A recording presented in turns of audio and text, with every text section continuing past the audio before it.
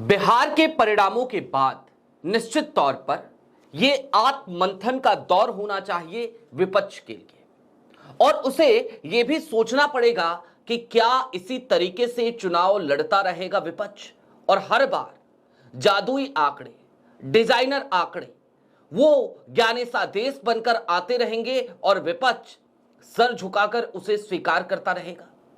क्या हर नतीजे के बाद राहुल गांधी उसकी समीक्षा करेंगे, सबूत निकालेंगे और सबूतों को जनता के सामने रख देंगे, प्रेस कॉन्फ्रेंस कर देंगे? क्या इससे काम चल जाएगा या फिर कि कुछ और करना होगा?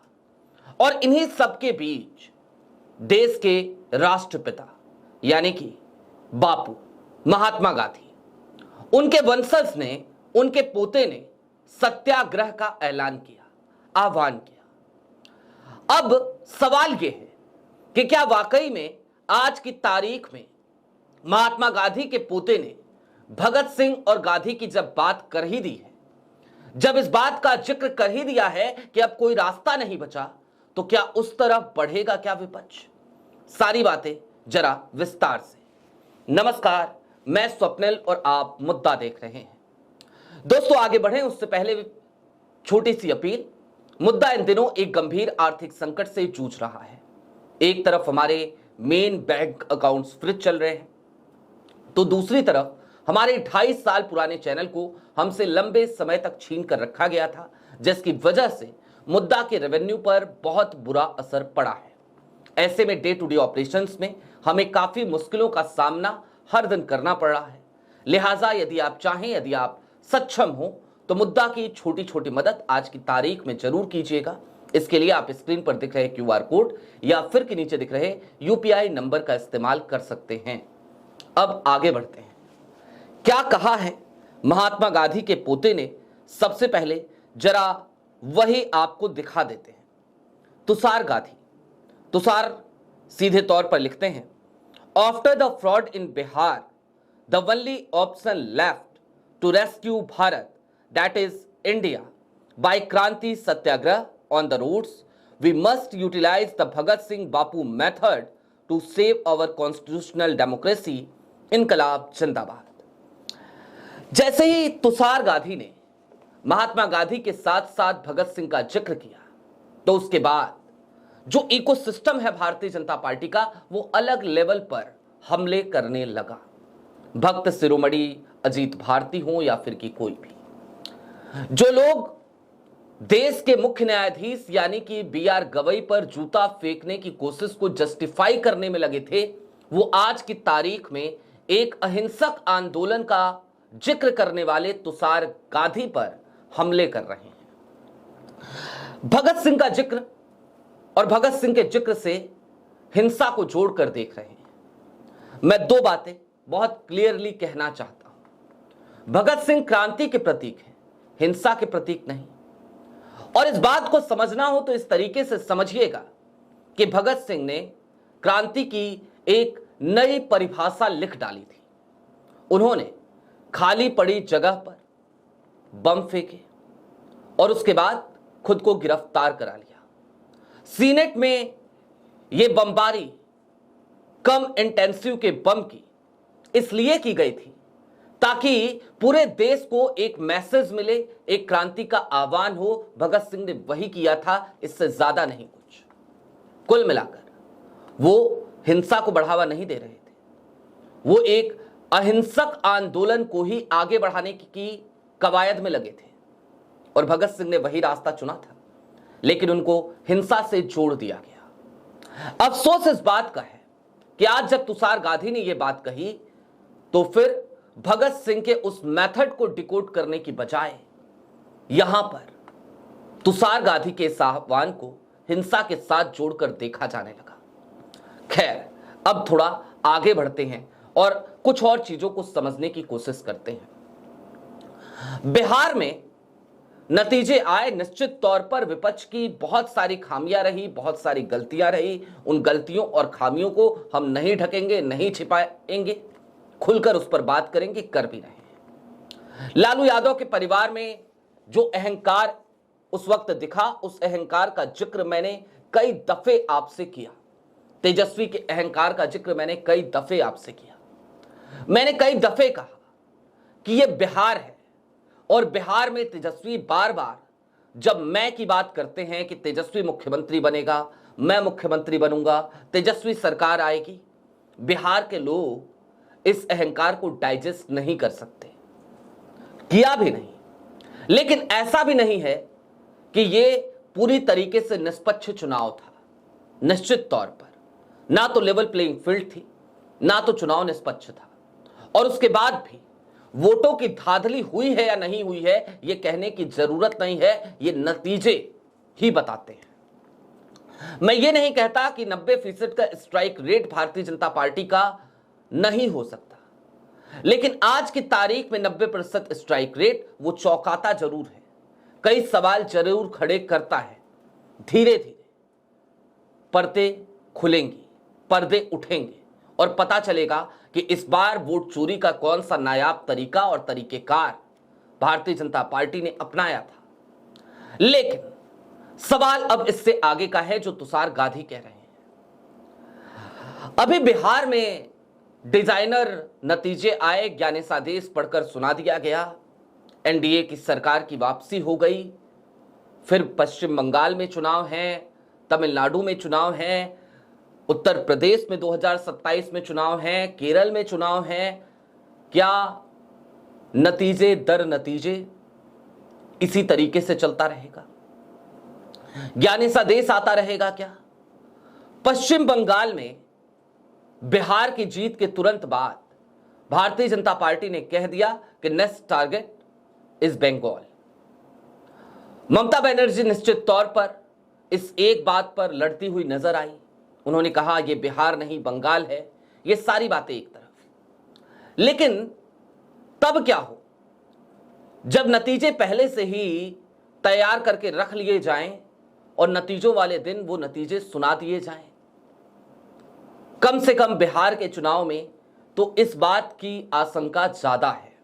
विपक्ष की गलतियां अपनी जगह, उन तमाम गलतियों के बावजूद इन चीजों को सिरे से खारिज नहीं किया जा सकता कि ना तो चुनाव निष्पक्ष थे और ना ही नतीजे निष्पक्षता के साथ आए। निश्चित तौर पर धांधली तो हुई, कहां हुई, कैसे हुई, वो शोध का विषय है।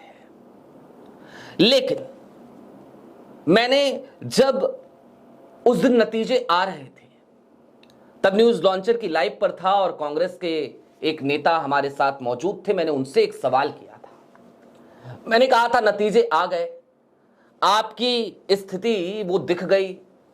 उस वक्त पे कांग्रेस लगभग 7 सीटों पर आगे चल रही थी। मैंने कहा भाई 7 सीटों पर आप आगे चल रहे हैं। उसके बाद वो आंकड़ा और कम हुआ, 6 हुआ, फिर बीच में तो एक ही सीट पर कांग्रेस आगे चल रही थी। लेकिन चलिए, जब नतीजे आए तो 6 सीटें कांग्रेस ने जीती।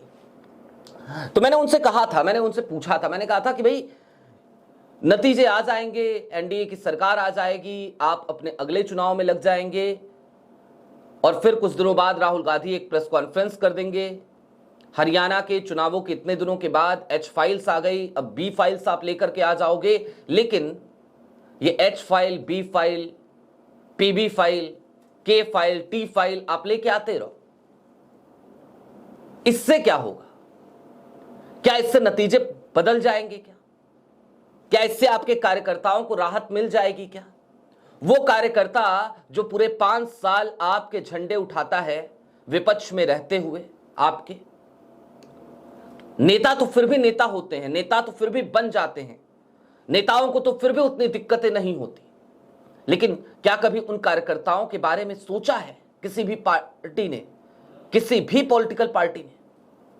वो कार्यकर्ता जो सड़क पर घसीटा जाता है, वो कार्यकर्ता जो प्रताड़ित होता है, वो कार्यकर्ता जो उसके बाद भी आपके झंडे उठाकर चलता है, क्या उस कार्यकर्ता के बारे में कभी कोई पॉलिटिकल पार्टी सोचती है? और अगर सोचती है तो फिर उसे यह भी सोचना और समझना पड़ेगा कि कम से कम उन कार्यकर्ताओं के लिए आपको इस वोट चोरी के खिलाफ सिर्फ प्रेस कॉन्फ्रेंसेस से अब काम नहीं चलेगा। आपने बिहार में वोट अधिकार यात्रा निकाली, बिल्कुल निकाली, ठीक बात है, निकाली, लेकिन आपने जब वोट अधिकार यात्रा निकाली तो आपने क्या कहा, या तेजस्वी ने क्या कहा? राहुल हो या तेजस्वी हो या कोई भी विपक्ष का नेता हो, सबने डंके की चोट पे कहा बिहार में वोट चोरी नहीं होने देंगे। तो फिर आज आपसे सवाल क्यों ना पूछा जाए कि वोट चोरी हुई तो हुई कैसे जनाब? कैसे हो जा रही है वोट चोरी? कैसे होने दे रहे हैं आप वोट चोरी? आज की तारीख में विपक्ष को किन किन महाजों पे लड़ाई लड़ना है पता है आपको? एसआईआर पूरे देश में ऐलान कर चुका है चुनाव आयोग कि वो एसआईआर कराएगा। ज्ञानेश कुमार के इस एसआईआर में सबसे पहले आपको अपने मतदाताओं को बचाना होगा। मैंने अपने बीएलओ से बात करते हुए एक क्लिप 2-3 दिन पहले चलाई थी और बीएलओ ने अपनी मजबूरियां उसमें गिनाई थी। पश्चिम बंगाल में जाकर के देखिए, बीएलओज ने काम का बहिष्कार कर दिया है। ये सब कुछ चल रहा है। ऐसे में आपको पहले महाज पे तो यहां लड़ना होगा कि जब एसआईआर हो रहा है तो आपको अपने मतदाताओं के नाम कटने से बचाने हैं। इसके लिए आपको लड़ना पड़ेगा, भिड़ना पड़ेगा।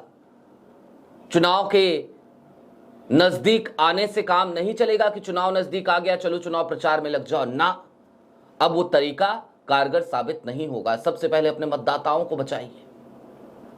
दूसरा महाज, चुनाव घोषित हो उससे पहले जिस तरीके का रेबड़ी कल्चर दिखा और चुनाव आयोग ने जिस तरीके से तमाम चीजों को, वोट खरीदी को या फिर की रिश्वत को मंजूरी दे दी, आपको उसके खिलाफ अदालतों का दरवाजा खटखटाना पड़ेगा। भले उससे कुछ हो ना हो, भले अदालतें आपको निराश करें, लेकिन आपको करना पड़ेगा ये काम। आप करते हुए नजर नहीं आए। इसके बाद जो फर्जी मतदाताओं को ऐड ऑन किया जा रहा है, आपको वहां पर लगाम कसनी होगी। आपको अपने कार्यकर्ता वहां पर खड़े करने होंगे। सिर्फ इससे काम नहीं चलेगा कि आपने कह दिया कि हम तो यार बूथ एजेंट्स के बराबर में एक इकोसिस्टम बनाएंगे। अरे बनाएंगे नहीं, बनाइए। कब बनाएंगे?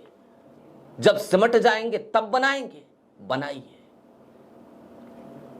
और इसके बाद हर एक मतदाता को बूथ तक पहुंचाने की जिम्मेदारी भी आपको उठानी होगी। पहुंचाने का मतलब मैं ये नहीं कह रहा जैसे प्रधानी के चुनाव में होता है कि भाई कहां पे हैं, अच्छा गोरखपुर हैं, आइए हम टिकट करा रहे हैं, आइए वोट देके जाइए। नहीं, वो तरीकेकार की मैं बात नहीं कर रहा। मैं लोकतांत्रिक व्यवस्था में भरोसा रखने वाला आदमी हूं। पहुंचाना पड़ेगा का मतलब ये कि आपको ये सुनिश्चित करना होगा कि उसके मतदान पे कोई और डाका ना डाले। वो अपने बूथों पर पहुंचे तो ऐसा ना हो जैसा बिहार में दिखा कि वोट डालने से रोक दिया गया, या उत्तर प्रदेश के उपचुनावों में दिखा कि वोट डालने से रोक दिया गया। उन स्थितियों से आपको जूझना पड़ेगा, लड़ना पड़ेगा अपने मतदाताओं के लिए। और इन सब के बाद आपको स्ट्रांग रूम्स की सतत निगरानी करनी होगी और उसके बाद मतगणना के दिन आपको मुस्तैद रहना होगा। ये सारे काम जब तक आप नहीं करेंगे तब तक आप चुनाव नहीं जीत सकते। उसके बाद आप सिर्फ नतीजे स्वीकार करके प्रेस कॉन्फ्रेंसेज ही कर सकते हैं। बाद में आप करते रहिए खुलासे, उससे ना चुनाव आयोग को कोई फर्क पड़ रहा है ना किसी और को। किसी को नहीं पड़ रहा, आपको भी नहीं पड़ रहा। ये भी मैं डंके की चोट पे कह रहा हूं, राहुल जी या तेजस्वी, आप दोनों को कोई फर्क नहीं पड़ता। क्या फर्क पड़ता है आपको? आपकी जिंदगी तो चल रही है, मजे में चल रही है। इतने संसाधन तो हैं आपके पास कि आप अपनी पूरी जिंदगी आराम से बिता सकते हैं। लेकिन निश्चित तौर पर फर्क पड़ता है आपके कार्यकर्ताओं को या फिर कि उन मतदाताओं को जिनको आपसे उम्मीद है। उनकी उम्मीदें टूटती हैं हर बार। लिहाजा यदि आप इतने महाजों पर लड़ सकते हैं तो लड़िए, और आप तुषार गांधी का साथ दे सकते हैं तो दीजिए। महात्मा गांधी के रास्ते पर चलते हुए इस देश में एक अलग जगा सकते हैं तो जगाइए, वरना चुनावों का बहिष्कार कर दीजिए। चुनाव मत लड़िए, अपनी पार्टी को ले जाइए, ले जाकर के भारतीय जनता पार्टी में विलय करा दीजिए, या फिर कि उस पार्टी को एक एनजीओ के तौर पर रजिस्टर करा लीजिए और एनजीओ के तौर पर काम कीजिए। फिर आप पॉलिटिकल पार्टी बनकर खामखा अपने कार्यकर्ताओं या अपने मतदाताओं से, उनकी उम्मीदों से खिलवाड़ मत कीजिए। हो सकता है आज कुछ दर्शक मेरी इन बातों से नाराज हों लेकिन ये वो कड़वी हकीकत है जिसे स्वीकार करना पड़ेगा, विस्पान करना पड़ेगा। बार बार राहुल गांधी शंकर का जिक्र करते हैं, महादेव का जिक्र करते हैं, शिव का जिक्र करते हैं। शिव ने विस्पान किया था, आपको भी करना होगा राहुल जी। अभी के लिए दीजिए इजाजत। चलते चलते फिर वही अपील, चैनल पे नए हो तो सब्सक्राइब करते हुए जाइएगा, सक्षम हो तो छोटी छोटी मदद मुद्दा की जरूर कीजिएगा। बहुत शुक्रिया।